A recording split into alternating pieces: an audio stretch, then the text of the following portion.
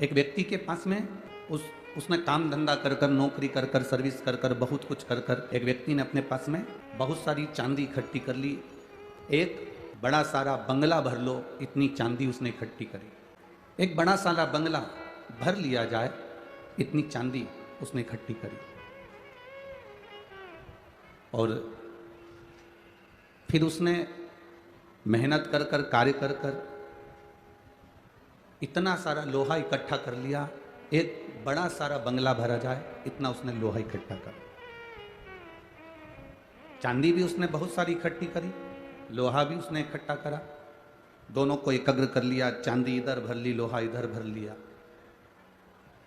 खूब सारी चांदी उसके पास में थी और खूब सारा लोहा उसके पास में था। अब एक दिन वो कहीं प्रवचन में चले गया, और प्रवचन में गया तो प्रवचन में कहीं उसने सुन लिया कि वो इकट्ठा करा वो किस काम का, तो उसने संत की वाणी को मानकर सब लुटा दिया। अपने नगर में उसने सूचना कर दी, अपने गांव में उसने सूचना कर दी कि गांव के लोग, नगर के लोग, मेरे पास में चांदी और लोहा दोनों चीज हैं। सुबह 9 बजे से आप मेरे दरवाजे पर आना, सब लूट के ले जाना। अब चांदी भी लूट लो, लोहा भी लूट लो। आपको अगर सूचना मिले या हमको सूचना मिले या किसी व्यक्ति को सूचना मिले कि चांदी भी लुटाई जा रही है और लोहा भी लुटाया जा रहा है, तो लूटने वाला सबसे पहले क्या लूटेगा? चांदी लूटेगा। ये लोहा नहीं लूटेगा। लोहा कितने का उठाएंगे, थोड़ा बहुत पैसा मिलेगा, पर चांदी का पैसा तो अच्छा। सब गांव के लोगों ने विचार कर लिया कि कल चांदी और लोहा दोनों लुटाया जाएगा, चलो लूटेंगे। और सारे गांव के लोग लूटने के लिए चले। सब ने झोला भर भर कर, बैग भर भर कर, बारदान भर भर कर, बोरा भर भर कर, बोरियां भर भर कर चांदी को लूट लिया। अब कुछ लोग रह गए, थोड़े से लोग लूटने से रह गए। तो उन्होंने देखा कि चांदी तो खत्म हो गई, तो उन्होंने कहा क्या करो, कुछ नहीं मिल रहा तो लोहा ही लूट के ले चलो। हालांकि उनको मालूम है कि लोहे की कोई कीमत इतनी नहीं है जितनी चांदी की है, पर करो क्या, उन्होंने लोहा लूटा, ले गए। चांदी वाले चांदी लेकर चले गए, लोहे वाले लोहा लेकर चले गए। पर जो लोहा लेकर गए उनका दिल चांदी वालों को देखकर बड़ा दुख रहा था, क्योंकि चांदी जिन्होंने इतनी सारी लूटी उनको लाखों रुपए प्राप्त हो जाएंगे, और लोहा हमने इतना सारा लूट भी लिया तो कितने रुपए, 200-500 रुपए इकट्ठे हो पाएंगे, 1000 रुपए इकट्ठे हो पाएंगे। कबाड़े में कितने का लोहा जाएगा? कबाड़े में लोहा जाएगा भी तो जाएगा कितने का? तो थोड़ा सा लोहा हमें प्राप्त हो, थोड़ा सा पैसा हमें प्राप्त हो। चांदी वालों को देखकर लोहे वाले बड़े दुखी हो रहे थे, आंख से आंसू बह रहे थे। तभी उस व्यापारी ने, उस व्यक्ति ने नगर में सूचना कर दी, जिनके पास लोहा गया है वह लोहा लेकर मेरे पास आ जाना। मेरे पास एक पारस मणि रखी है, उस पारस मणि से मैं लोहे को छूंगा तो वो सोना बन जाएगा। जिनके पास लोहा पहुंचा है वो उस लोहे को लेकर मेरे पास आना। मैं पारस मणि मेरे पास में है, उस पारस मणि को मैं लोहे से छूंगा और वो पारस मणि का छुआ हुआ लोहा सोना बन जाएगा। पारस मणि का छुआ हुआ लोहा सोना बन जाएगा। अब जितने लोहे वाले थे उस अपने अपने लोहे को लेकर व्यापारी के पास, सेठ जी के पास गए। उसने पारस मणि से लोहे को छुआ, सोना बनते चले गए।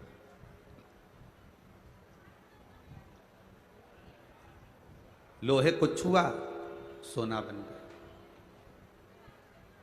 लोहे को छूते ही वो सोना बनते चले गए। अब लोहे वाले पहले रो रहे थे चांदी वालों को देखकर कि कितनी चांदी है, कितनी महंगी बिकेगी, कितना पैसा आएगा, कितना वैभव आएगा, कितना धन आएगा। अब लोहे के जितने जितने सामान थे उनको छूते से वो सोने का बन गया, कीमती बन गया। बस ये चांदी और ये सोना, यही हमारी जिंदगी है। हम दुनिया के बहुत सारे लोगों को देखकर सोचते हैं काय का शरीर पाया रे, काई की जिंदगी पाई, ऐसा जीवन तो नरक हो गया। कितनी अच्छी जिंदगी जी रहे हैं लोग, 4 व्हीलर गाड़ी में घूम रहे हैं, खूब अच्छे बंगले में रह रहे हैं, खूब अच्छे अच्छे उनके घर में गार्डन है, बंगला है, दुकान है, व्यापार है, व्यवसाय है। हम चांदी वालों को देखकर अंदर से विचार करते हैं कि उन्होंने कितना कमाया और अपन अपने आप को लोहे का समझते हैं। मेरा निवेदन, लोहे के बनने के बाद भी इस शरीर को पाने के बाद टेंशन लेने की जरूरत नहीं है। शिव महापुराण वो पारसमणि है जो लोहे को छूती है तो सोना बना देती है। दिल से सुनते हो, वो दिल से देता है। उसकी कृपा, उसकी उदारता, उसकी दया, उसकी करुणा कम नहीं होती। वो देता है तो छप्पर फाड़ कर देता है, सहज नहीं देता। देवता देते हैं पल्ला झाड़ कर और महादेव देता है छप्पर फाड़ कर। वो देने में कमी नहीं रखता, उसकी कृपा में कमी नहीं रखता। बस उस पर करा गया भरोसा हमारा प्रबल होना चाहिए, हमारा विश्वास दृढ़ होना चाहिए, हमारा भरोसा पक्का होना चाहिए। शंभु शरणे मांगू घड़ी, दुख काटो दया करीन दर्शन। ये हमारा विश्वास जितना पक्का होगा उतना सुख हमारी जिंदगी में आए, उतना सुख आए। कल एक बात कही थी, आप लोगों ने सुनी थी, दिखावे से भगवान का भजन कभी मत करना। सुना था ना कल? किसी दूसरे को देखकर यह मत सोचना कि उसके पास में भगवान ने इतना दिया, मुझे कुछ नहीं दिया। नहीं, लोहे का बनाकर भेजा है ना, कोई बात नहीं। दुख आया है ना जिंदगी में, कोई बात नहीं। कष्ट आया है ना जिंदगी में, कोई बात नहीं। तकलीफ आई है ना जिंदगी में, कोई बात नहीं।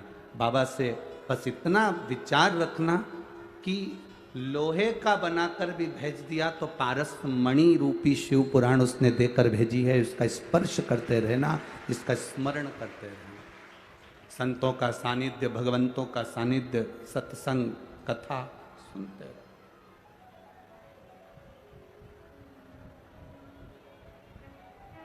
एक मिनट में किसी की किस्मत बदल नहीं सकती, पर 1 मिनट का सत्संग, 1 मिनट की शिव पुराण, 1 मिनट का भजन, 1 मिनट की अच्छी सोच, 1 मिनट का अच्छा विचार, 1 मिनट की अच्छी भक्ति आपकी जिंदगी को और किस्मत को भी बदल सकती है, ये निश्चित है।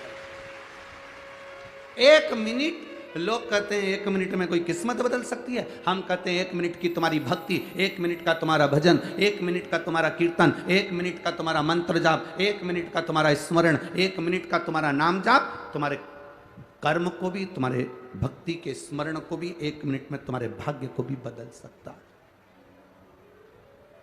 पर एक बात का स्मरण रखना, एक बात का स्मरण रखिएगा। इस पत्र में एक बात उन्होंने लिखी कि ऐसा हमारे साथ क्यों हुआ कि बेटा गया या बेटी गई, ये हुआ क्यों, ये इस पत्र में उन्होंने लिखा। तो ये जो आप पूछ रहे हो, ये हमारे पूर्व के कर्म का कोई भोग होता है। हम कथा में हमेशा कहते हैं, मत बुरे कर्म कर बंदे वरना पछताएगा, भगवान की आंखों से तू बच नहीं पाएगा, तू बच नहीं पाएगा।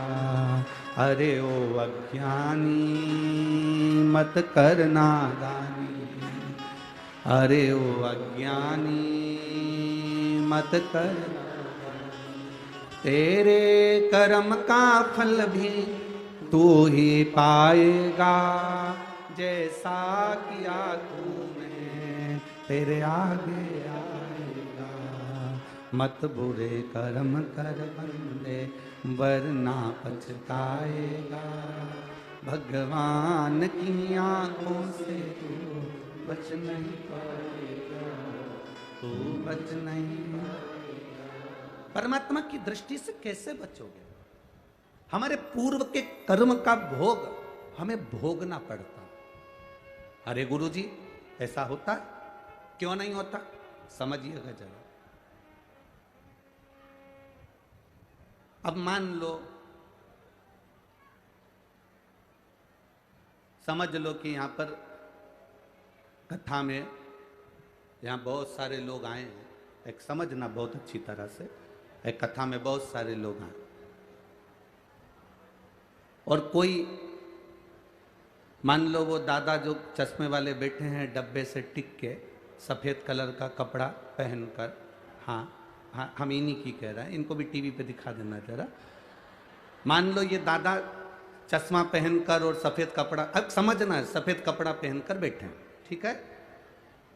समझ लो जरा, ये सफेद कपड़ा पहनकर बैठे और हमने इनसे कहा दादाजी, अब हम इनसे कहें जरा समझना कि दादाजी हमको थोड़ा सा धन की जरूरत है, तुम हमको 10,000 रुपये दे सकते हो? दादाजी ने कहा हाँ महाराज जी हम 10,000 रुपये तुमको दे देंगे। तुम लौटाओगे कब? हमने कहा दादाजी हम तुमको कल दे देंगे। ठीक है, जरा समझना बहुत अच्छे से। दादाजी ने हमको 10,000 रुपये दिए और हमने ले लिए। अब दादाजी कल, आज सफ़ेद शर्ट पहन कर आए हैं, कल लाइनिंग वाली नीली शर्ट पहन कर आ गए, ठीक है? अब दादाजी हमारे पास आकर बोले महाराज, हमने कहा बोलो 10,000 रुपये। हमने कहा तुमसे तो लिए ही नहीं थे, जिससे लिए थे वो तो कल कथा में कौन सी शर्ट पहना था? सफेद पहना था, और तुम तो नीली शर्ट पहने हो, लाइनिंग वाली पहने हो, तो हम आपको तो पहचानते नहीं। नहीं नहीं महाराज, कपड़े से क्या होता है? हूं तो मैं ही, कपड़े से कुछ होता है क्या? हूं तो मैं ही, मेरा पैसा तो तुम्हें देना पड़ेगा। अब हम भी कह रहे अरे दादाजी तुमने कपड़े कल सफेद शर्ट वाले से हमने 10,000 लिए थे, हमने कोई नीली शर्ट वाले से तो नहीं ना लिए थे। सफेद शर्ट वाला आता तो हम 10,000 रुपये दे देते, तुम तो नीली पे। अरे महाराज कपड़े से क्या होता है? मैं तो वही हूँ, चश्मा भी वही है, शरीर भी वही है, सब कुछ वही है, कपड़ा बदला उससे क्या होता है? हमने कहा नहीं, कपड़े से कुछ नहीं होता। यही तो बात हम तुमको समझाना चाह रहे हैं। पूर्व में तुम किसको क्या कर कर आए हो तुम्हें नहीं मालूम, यहां तो तुम कपड़ा चेंज कर कर बैठे हो, इसलिए कर्म तो भोगना पड़ेगा। ये कपड़ा तो हम कितनी बार चेंज कर चुके, 84 लाख योनियां हमने ये कपड़े ही चेंज करे हैं। कभी हम पशु बनकर जन्मे, कभी पक्षी बनकर जन्मे, कभी जलचर बनकर जन्मे, कभी थलचर बनकर जन्मे, कभी किसी चोले में आ गए, कभी किसी चोले में आ गए। ये चोला, ये कपड़ा तो हम कितनी बार बदल चुके, पर हमने जो पूर्व में करा, ये आत्मा थोड़ी ना बदलती है। आत्मा बदली क्या? गीता जी में लिखा, भगवान कृष्ण ने गीता जी में वर्णन करा, इस आत्मा को न शस्त्र काट सकता है, ना अग्नि जला सकती है, ना वायु सुखा सकती है, ना इसको कोई मार सकता है, ना इसको कोई भेज सकता है। ना अग्नि इसको जलाएगी, ना जल इसको गीला करेगा, ना वायु इसको सुखाएगी, ना ये मरेगी। आत्मा अजर और अमर है। उसी तरह ये कपड़ा चेंज हो जाता है, पर शरीर अंदर से वो आत्मा अजर अमर है। जो तुम पूर्व में कर कर आए हो उसका भोग आज तुम्हें भोगना पड़ता है। इसीलिए बार बार कहते हैं मत बुरे कर्म कर बंदे वरना पछताएगा, भगवान की आंखों से तू बच नहीं पाएगा, तू बच नहीं। हमारे कर्म का भोग हमको भोगना है। हम पूर्व में क्या करें उसका भोग हमको आज भोगना पड़ रहा है। अगर किसी ने गाली दी है, कोई पैसा खाकर भग गया, कोई अपशब्द कह रहा है, कोई कुछ लेकर चले गया, किसी ने तुम्हारा धन खा लिया, तुम्हारी संपदा खा ली, तुम्हें दुख हो रहा है, तुम्हें लग रहा है मेरे को धोखा देकर चले गया, पर अंदाजा लगाना धोखा नहीं, ये तो पूर्व का था जो आज लेकर गया है। किसी ने अपशब्द कह दिया, वो पूर्व का था जो आज कह रहा है। किसी ने हमको कुछ गाली दे दी, ये पूर्व का था इसलिए दे रहा है। ये कर्म का भोग हम यहीं भोग लें तो अच्छा है। एक कर्म का भोग भोग ले तो अच्छा। एक अपने भीतर एक भाव को प्रकट करो कि हमें भगवान ने जो शरीर दिया वो साधारण नहीं दिया। एक असुर हुआ, जिसका नाम था महाशनि। क्या नाम है उसका? महाशनि। देवपितर शिव महापुराण की कथा कहती है। इस महाशनि का काम क्या था? महाशनि का कर्म क्या है? महाशनि का केवल एक काम था, घर में, जिस घर के अंदर धूप छोड़ने के बाद पितृपक्ष में 16 दिन, जिस घर में धूप छोड़ने के बाद हाथ की अंजलि में जल लेकर नहीं छोड़ा जाता था, केवल धूप छोड़ दी और अंजलि में से पानी नहीं छोड़ा गया। गाय को श्राद्ध पक्ष में रोटी निकालकर खिला दी, थोड़ा सा जल गाय को नहीं दिया गया। कौवे को रोटी दी गई, कागा को भोजन दिया गया, जल नहीं छोड़ा गया।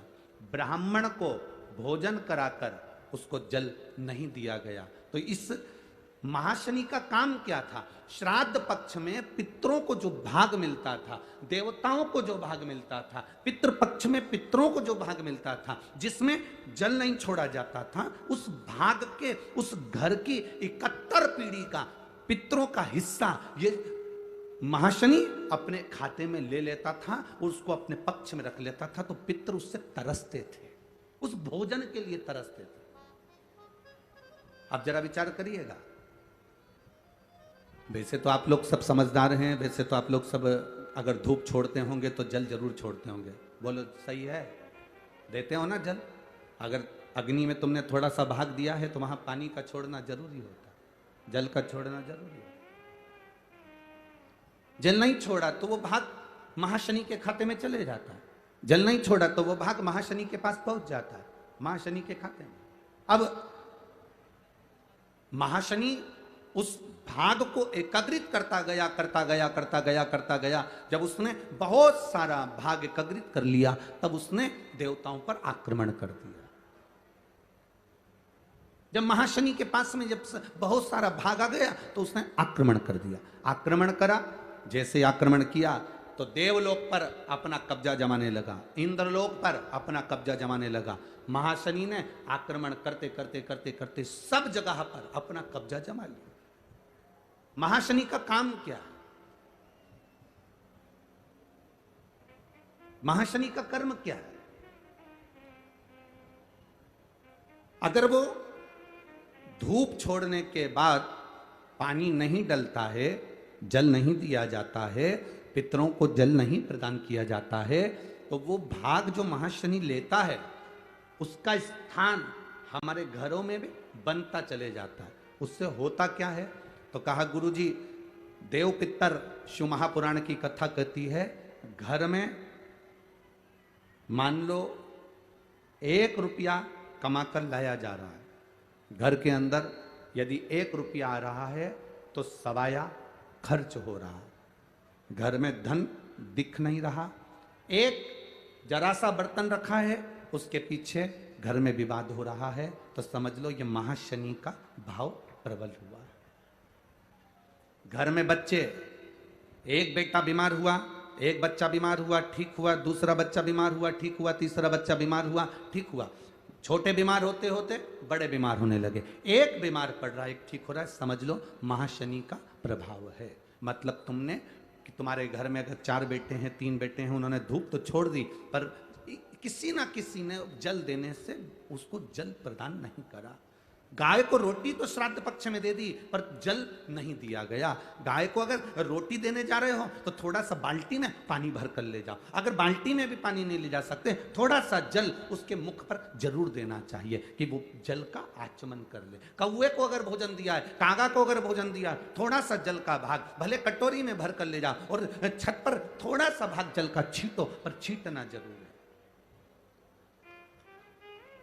अरे पहले का नियम तो आप लोगों को स्मरण में होगा, आप तो सब मारवाड़ के रहने वाले हो, राजस्थान के रहने वाले हो, क्योंकि सभ्यता और संस्कृति और पहनावा ये मारवाड़ और राजस्थान ने ही प्रदान किया है। राजस्थान जैसा पहनावा, राजस्थान जैसा भोजन, राजस्थान जैसी संस्कृति पूरी दुनिया में कहीं देखने को नहीं मिलती जो मारवाड़ राजस्थान के अंतर्गत मिलती है। राजस्थान का पहनावा और राजस्थान का प्रणाम करना, नमन करना, ये राजस्थान में आकर लोगों को सीखना चाहिए कि यहाँ का वहाँ दूसरी जगह का फैशन हमारे तन को ढकना नहीं सिखाता, पर राजस्थान का पहनावा हमारे तन को ढकना सिखाता है कि कैसे रहना चाहिए। यहां तो लोग जानते होंगे कि ब्राह्मण अगर भोजन करने आता है, संत अगर भोजन करने आता है, साधु जन गुरुजन भोजन करने आते थे पहले, तो घर की जो माताएं होती थी, जहां पंडित भोजन करने बैठता था, वहां थोड़ा सा हाथ में पानी लेकर जमीन पर फेर देती थी, फिर उस पर थाली रखती थी। बोलो सही है कि गलत? ये हमारे यहाँ होता था। उसका कारण दुनिया के लोग भले हंसी में ले लें, अरे अरे मम्मी अब तो टाइल्स लग गई, अरे मम्मी अब तो मार्बल लग गया, अरे मम्मी अब तो इतना अच्छा फर्श लग गया, अब काय को पोछा लगाती है, अब काय को हाथ फेरती है। पर उस बूढ़ी माँ से पूछो तो कि यह पानी क्यों फेरा, यह हाथ क्यों फेरा? उसका कारण केवल इतना सा था कि वो महाशनि हमारे भोजन के भाग को ग्रहण ना कर ले और मेरे घर में से समृद्धि, लक्ष्मी, वैभव और शांति ना चले जाए, इसलिए भोजन कराने से पहले जल का हाथ फेर देती थी। जल का हाथ फेर दिया जाता था। अब उसको समझने वाला समझ सकता है, जो समझदार होगा वो समझेगा। महाशनि ने भाग को एकाग्रित करा, एकाग्रित करते करते करते करते करते करते उसने सत्ता स्थापित कर, वैभव स्थापित कर। अब महाशनि ने जब देखा कि सत्ता मेरी बन गई, इंद्र पर आक्रमण कर दिया। इंद्र पर आक्रमण करा तो इंद्र की सत्ता को अपना बना लिया, और इंद्र की सत्ता जब उसकी हो गई, सत्ता धारण कर कर वो वरुण के पीछे पड़ गया और वरुण लोक में पहुंच गया। वरुण लोक, वरुण लोक में पहुंचा। जब वो वरुण लोक में पहुंचा तो एक आनंद की अनुभूति हो गई। आज मैं कोटा वालों को धन्यवाद देना चाहूंगा, उन्होंने हमारी कल की बात को माना और आज बड़ी शांति से कथा का रसतत्व ग्रहण किया। बहुत अच्छा लग रहा है आज आप लोगों ने जो शांति बनाकर कथा का रसतत्व ग्रहण कर रहे हो, तो हमारा भी मन करता है कि आप लोगों को अच्छी से अच्छी देव पितृ कथा का लाभ प्राप्त हो। आपके साथ में पूरे विश्व को ये कथा आस्था चैनल के माध्यम से प्राप्त हो, उसके लिए बहुत बहुत साधुवाद। अब महाशनि ये विचार कर लिया, महाशनि के अंदर यह भाव प्रकट हो गया कि मेरे पास में सत्ता आ गई। वो वरुण के पास चलेगा और वरुण के पास जाकर उसने वरुण लोक पर अपना आक्रमण करा। वरुण लोक पर आक्रमण, दूज, चतुर्थी, अष्टमी, दशमी, एकादशी, प्रदोष, शिवरात्रि, ये तिथियां ऐसी तिथियां हैं जिन तिथियों पर अगर भूलवश भी श्राद्ध पक्ष की दूज, चतुर्थी, अष्टमी, दशमी, एकादशी, प्रदोष, शिवरात्रि, ये श्राद्ध पक्ष की वो तिथियां हैं जिन तिथियों पर अगर गौ माता को एक चुल्लू पानी भी अगर पिला दिया जाता है तो हमारे पूर्वजों को तर्पण और तिलांजलि की जरूरत नहीं पड़ती, वो तर जाता। श्राद्ध पक्ष की ये तिथियां आप भी बोलिए कौन कौन सी? दूज, चतुर्थी, अष्टमी, दशमी, एकादशी, प्रदोष और शिवरात्रि, ये बहुत तिथियां हैं। अगर भूलवश भी अगर कोई गाय को पानी दे देता है, भूलवश भी हमारे घर में आए हुए किसी अतिथि को, हम किसी को नहीं पहचानते, उस व्यक्ति को हमने अगर अपना पास में रखी हुई जल के पात्र में से भी अगर जल दे दिया होता है और उसने अपनी प्यास बुझा ली होती है, तो हमारे पूर्वज, ये श्राद्ध पक्ष में इसका फल 1000 लाख गुना हो जाता है। लाख गुना, 1000 लाख गुना इसका फल श्राद्ध पक्ष में। एक पत्र है, देखिए,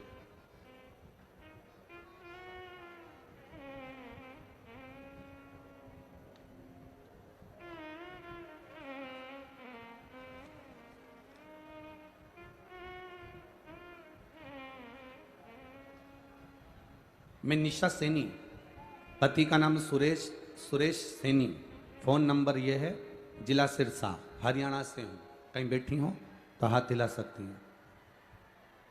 अगर कहीं बैठी हो तो हाथ हिला सकती हैं। दिख गई क्या? हाँ, एक बार वापस हिला दो बहन। ठीक है, दिख गए, दिख गए। ठीक है, दिख गए। मैं सिरसा हरियाणा से आई हूँ। गुरुजी, मैं बाबा का क्या वर्णन करूँ? आप लोग भी हमारे साथ में पत्र पढ़ सकते हैं, आस्था चैनल के माध्यम से, फेसबुक यूट्यूब के माध्यम से। मेरा भतीजा 16 साल का है, जिसका फोटो मैंने लगाया है। 28 अगस्त 2023 को अचानक से तबीयत खराब हो गई। उसे अस्पताल लेकर गए, डॉक्टर ने सारे टेस्ट करवाए और कहा पीलिया इसके दिमाग पर चढ़ गया। दिमागी दौरे इसको प्रारंभ हो गए। दौरे आते थे, बेहोश हो जाता, लटक जाता। लीवर ने काम करना बंद कर दिया। डॉक्टर ने कहा इसका लीवर बदलना पड़ेगा, क्योंकि वहां पर भी पीलिया पहुंच चुका है। अगर लीवर जल्दी से नहीं चेंज किया गया तो ये दौरे चलते चलते पागल की दशा हो जाएगी और ये अंतिम क्षण में पहुंच जाएगा। डॉक्टर ने जवाब दे दिया, लीवर कैसे बदलते गुरुदेव, हमारे पास इतनी व्यवस्था नहीं। डॉक्टर ने कहा इसको गुड़गांव ले जाओ या दिल्ली ले जाओ, अस्पताल में ले जाओ। हम उस बच्चे को गुड़गांव के हॉस्पिटल में ले गए। गुरुदेव, वहां पर भी डॉक्टर ने हाथ ऊंचे कर दिया, इसका लीवर बदलना पड़ेगा, इसका लीवर बदलना पड़ेगा। और इसको जो झटके आ रहे हैं वो ज़्यादा बढ़ते जा रहे हैं। थोड़ी देर में उसको वेंटिलेटर पर डाल दिया गया। बच्चे को वेंटिलेटर पर डाला गया। उसका दिमाग के दौरे और ज़्यादा बढ़ने लगे, उसका लीवर पूरा डैमेज हो गया। डॉक्टर कहते हैं इसको बदलना जरूरी है। और बच्चे की लीवर बदलने के बाद भी पीलिया इतना ज़्यादा दिमाग में बैठ गया कि झटके जो आ रहे हैं, बच्चा जिंदा रहेगा कि नहीं इसका कोई भरोसा नहीं है। तब उसी समय पर मेरे एक रिश्तेदार ने कहा कि एक काम करो, शिवजी पर जल चढ़ाकर उसका जल इसको दो। हमने कहा वो वेंटिलेटर पर है, पानी नहीं पी सकता क्योंकि उसको होश नहीं है। तो एक काम करो, शंकर पर चढ़ी हुई बेलपत्र इसके करीब में ले जाकर रख दो। हमने बाबा देवादिदेव महादेव पर भरोसा कर कर बेलपत्र ले जाकर उसके पलंग के पास में रख दी। शिवजी पे चढ़ा हुआ पानी डॉक्टर जी से कहकर कि अब तो इसकी अंतिम सांसें चल रही है, इसके होठ पर पानी लगा देने दो। हमने वो जल उसके होठ पर लगाया। बाबा का हम क्या गुणगान करें। 3 दिन तक लगातार ये करा। चौथे दिन डॉक्टर आकर बोले तुम्हारे लड़के का लीवर काम करना प्रारंभ कर दिया है और उसके झटके बंद हो गए हैं, दिमागी हालत ठीक है। डॉक्टर भी आश्चर्य में पड़ गए गुड़गांव के कि ऐसा चमत्कार जिंदगी में कभी नहीं देखा, ये हो नहीं सकता। पर गुरुदेव, कुबेर भंडारी तो कुबेर भंडारी है। बाबा की कृपा से मेरा बच्चा ठीक हो गया। बच्चे के फोटो लगाए हैं, आप देख सकते हैं। एक फोटो जिसमें बच्चा वेंटिलेटर पर है, दूसरा फोटो जिसमें बच्चा ठीक हुआ। मैं यहाँ पर बाबा को दंडवत करने आई हूँ कि हमारा बच्चा ठीक कर दिया। श्री शिवाय नमस्तुभ्यम। दोनों फोटो देख लीजिए। एक फोटो जिसमें बच्चा वेंटिलेटर पर पड़ा हुआ है, आप आस्था चैनल के माध्यम से, एलईडीओ के माध्यम से, आप फेसबुक यूट्यूब के माध्यम से देख सकते हैं। दूसरा फोटो जिसमें बच्चा ठीक हुआ, उसका फोटो लगाया गया। दोनों फोटो इसके अंतर्गत लगाए गए। एलईडी वाले भी दिखा सकते हैं। 2 फोटो शिव तत्व की प्राप्ति, भगवान शंकर ओघड़ी की प्राप्ति, शिव तत्व। और बैठो मां, श्री शिवाय नमस्तुभ्यम, बैठ जाइए। हर हर महादेव। शिव शंकर ओघड़ी प्रकालदर्शी कैलाशी, हम उसके लिए क्या कर रहे हैं? आज तो आप लोगों ने पत्रों का इतना ढेर लगा दिया कि पढ़ना ही बड़ा मुश्किल है। थोड़े थोड़े तो हम पढ़ ले रहे हैं, तो हम मना नहीं, पर बहुत सारे। शिव तत्व की प्राप्ति कैसे हो? ये तिथियां एक ऐसी तिथियां हैं जिन तिथियों पर श्राद्ध पक्ष में गौ माता को भूल चूक से भी अगर किसी ने पानी पिलाया, या कोई साधारण व्यक्ति जिसको तुम पहचानते नहीं, जिसको तुम जानते नहीं, जल का आचमन भी करा दिया तो भी सुख है। उन तिथियों का स्मरण आप फिर करेंगे। दूज बोलते जाओ, चतुर्थी, अष्टमी, दशमी, एकादशी, प्रदोष, शिवरात्रि, ये श्राद्ध पक्ष की वो तिथियां हैं जिसमें सुख का अनुभव होता है। महाशनि का काम क्या है? महाशनि करता क्या है? ये महाशनि जो असुर है, इसका काम क्या था? बस केवल ये भाग ग्रहण कर लेता था और पितृ को रुष्ट होना पड़ता। रुष्ट होते तो क्लेश हो। जरा जरा सी बात में अगर घर में क्लेश हो रहा है तो समझ लेना तुमने जरूर श्राद्ध पक्ष में पितरों को, या तो गौ माता को या कागल को, जो हमारे यहाँ जो भोजन दिया जा रहा है उसमें जल की भाव नहीं आया। पानी नहीं दिया। गुरुजी हमारे घर में सब कुछ है, धन वैभव सत्ता सब है, पर शांति नहीं है। शांति नहीं, उसका कारण यही है कि महाशनि आपके घर पर प्रवेश करा, अर्थात तुमने जल का भाग नहीं दिया, जल का भाग नहीं। और जिनके भी घर में अशांति है, जिनके घर में भी ऐसा लगता है कि साहब ऐसा हो रहा है, तो आपसे निवेदन है कि आप एक बार प्रयास करना है। इन तिथियों में कोई भी तिथि को आप गौ माता को अगर भोजन दे रहे हो, जल जरूर देना। कौए का भोजन दे रहे हो तो जल जरूर देना। ब्राह्मण संत साधु गुरुजन या जिसको पहचानते नहीं उसको भी जल का भाग जरूर जरूर प्रदान। महाशनि की दृष्टि समाप्त। महाशनि जो क्रोधी है, असुर के भाव में गिना जाता है महाशनि, असुर। अब इंद्र की सत्ता मिल गई, वरुण के यहां चले गए। वरुण के यहां महाशनि ने जाकर जब उपद्रव मचाया, वरुण ने देखा कि ये तो मेरी सत्ता को स्थापित कर लेगा, तो वरुण देव ने अपनी लड़की का विवाह, वरुण देवता की लड़की का नाम था पराजिता। क्या नाम था? पराजिता। वरुण देव ने अपनी लड़की पराजिता का विवाह इस महाशनि असुर के साथ कर दिया। केवल एक वरुण लोक बचा था, बाकी के सारे लोक पर महाशनि असुर ने अपना आक्रमण कर कर अपनी सत्ता स्थापित कर ली थी। केवल एक वरुण लोक। अब देवताओं ने सोचा कि ये महाशनि ने तो सत्ता स्थापित कर ली, करा क्या जाए। तब सारे देवताओं ने वरुण जी को अपने पास में बुलाया। वरुण देव आप आओ इधर। वरुण जी ने कहा बोलो प्रभु, एक काम करो, महाशनि तुम्हारा दामाद है, महाशनि तुम्हारा जमाई है, दामाद है जी। अगर महाशनि तुम्हारा दामाद है तो आप उसको निवेदन करो कि इंद्र को, अब सत्ता तो तेरे पास में है, तू जीत भी गया, कहां तक तू राज्य करेगा, तो इंद्र को उसका राज्य वापिस दे दो। हारा हुआ व्यक्ति वापिस अपने राज्य में जाकर बैठेगा तो उसकी वैसे ही खिल्ली उड़ेगी, वैसी हंसी उड़ेगी। जाओ जरा कहो इंद्र को, दे दो इंद्र को। ठीक है। महाशनि ने अपने ससुर का कहना माना वरुण देवता का, और इंद्र को बुलाकर उसको नीचा दिखाकर तू हारा हुआ है, ठहाका लगाकर इंद्र को धक्के मारकर वापिस उसकी सत्ता दे दी। इंद्र की आंख में जल भर गया, मुझे सत्ता तो मिली पर अपमान की मिली, करूं क्या। इंद्र ने अपनी पत्नी से निवेदन करा, एक काम करते हैं, आप और हम दोनों मिलकर भगवान शिव की आराधना करते हैं। अब इंद्र और इंद्र की पत्नी दोनों मिलकर भगवान की आराधना करने लगे। इंद्र की पत्नी ने नारायण की आराधना करी और इंद्र ने शंकर भगवान की आराधना करी। दोनों ने आराधना करी। दोनों की आराधना का फल इतना प्रकट हुआ, सची देवी आराधना कर रही है नारायण की, इंद्र का मन शंकर की आराधना में थोड़ी देर तो लगता है, थोड़ी देर में उच्चिष्ट हो जाता है।